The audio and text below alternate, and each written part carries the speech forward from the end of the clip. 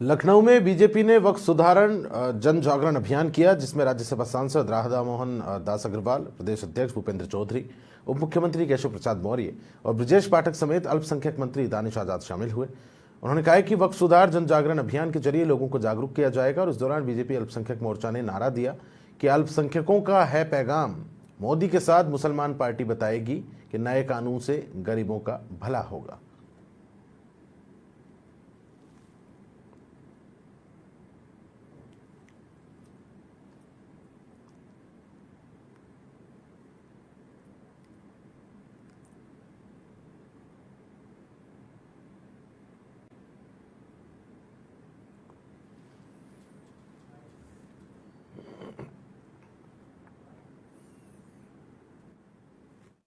बेरोजगार बने रहो, वोट देते रहो, अशिक्षित बने रहो, वोट देते रहो और भाजपा विरोधी दलों के गुलाम बने रहो।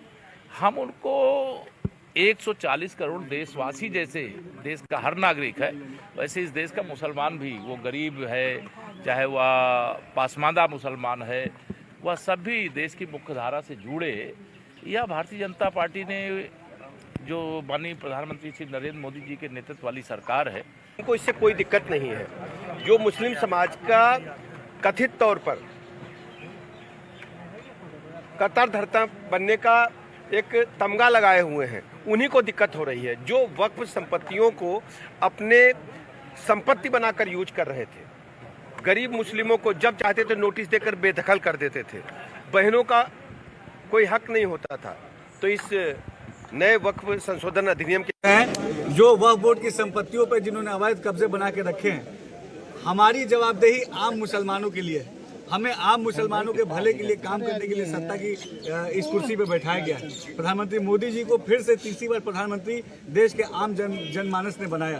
उत्तर प्रदेश में दूसरी बार मुख्यमंत्री योगी आदित्यनाथ जी को उत्तर प्रदेश की आम जनता ने बनाया। तो आम जनता के लिए क्या हमारी जिम्मेदारी होनी चाहिए, उस जिम्मेदारी पर हम काम कर रहे हैं। और अगर हम ये कहते हैं कि वक्फ बोर्ड पे स्कूल, कॉलेज, हॉस्पिटल बनने चाहिए, तो जिन्हें इससे दिक्कत हो रही है, ये सोचने का विषय है कि आखिर स्कूल कॉलेज से मुसलमानों के डेवलपमेंट से कांग्रेस और सपा को क्यों दिक्कत। देखिए, वक्फ की आड़ में पूरे देश में और ख़ास तौर से ऐसे शहर जो बहुत पहले इतिहास में बस चुके थे, उनकी प्राइम प्रॉपर्टीज़ में वक्फ के नाम पे दखलंदाजी कर के, चाहे वो प्राचीन और भारत के इतिहास में विद्यालय रहे हों पूर्व में बने हुए, चाहे महाविद्यालय रहे हों, चाहे ऐसी धार्मिक संपत्तियां रही हों कि धार्मिक स्थल से बढ़ के भी ना जाने कितने 100 एकड़ वक्फ के नाम पे लोगों ने कुछ कह सकते हैं कि ऐसे छुपे हुए चेहरों ने और बड़ी ज़मीनों का अधिग्रहण किया और उससे ना जाने कितने कह सकते हैं किसानों का, जमींदारों का नुकसान हुआ। और वक्फ को एक ऐसा दर्जा दे करके कि नहीं, वक्फ अपने आप में एक न्यायपालिका है या कोर्ट है, उसका एक रूप बना करके, और ये लंबे समय से चला गया है।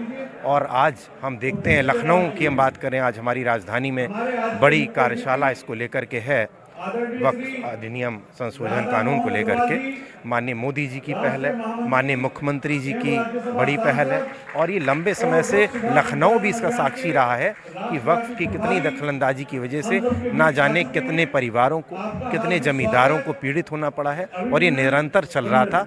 और इस पे मोदी जी की ये सख्त पहल है।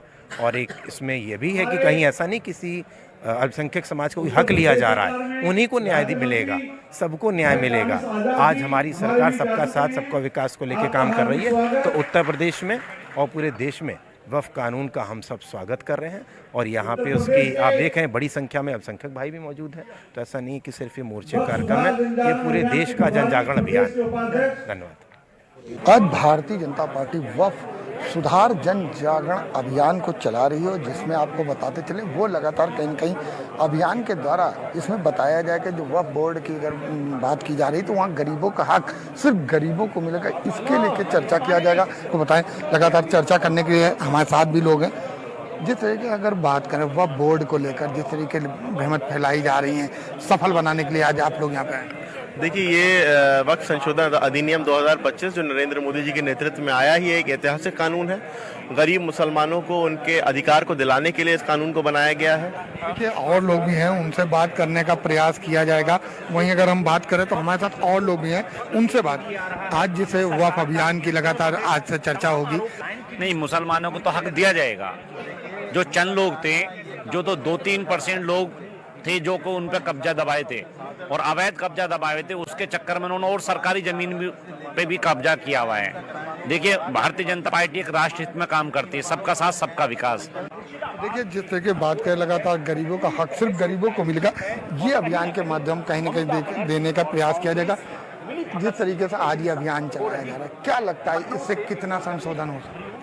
देखिए, हमें तो लगता है कि इससे जो है मुसलमानों को बहुत फ़ायदा पहुंचेगा। ये जो संशोधन किया है, ये मुसलमानों की तरक्की के लिए और मुसलमानों की कामयाबी के लिए और मुसलमानों की तालीम की तरफ ध्यान देने के लिए, जो मुसलमानों के पास मकान नहीं है उनके मकानों के लिए, ये किसी भी तरह से मुसलमानों के फेवर में जाएगा। देखिए, और लोग भी हैं, आइए चर्चा कर लेते हैं। जिसे बात करें, संशोधन बिल वक्फ की बात कर रहे हैं, तो उस पर लगातार हम विपक्ष की बात करें तो विपक्ष तरह तरह की भ्रांतियां फैला रहा है। क्या लगता है? विपक्ष का काम है भ्रांतियां फैलाना। विपक्ष ने सीए के लिए भी भ्रांतियां फैलाई थी, लेकिन क्या हुआ? किस मुस्लिम समाज की नागरिकता चली गई। अभी आप देख रहे थे कि यहाँ पर जो बात की गई, मुस्लिम समुदाय के लोगों से बात किया गया, उनका साफ कहना है कि जिस तरीके से ये वक्फ बिल संशोधन वो पास हुआ है, उससे आने वाले समय मुस्लिम भाइयों को कहीं न कहीं साफ लाभ होता हुआ नजर आएगा। वीडियो जर्नलिस्ट मोहम्मद लतीफ के साथ मैं जय त्रिपाठी, समाचार प्लस, लखनऊ।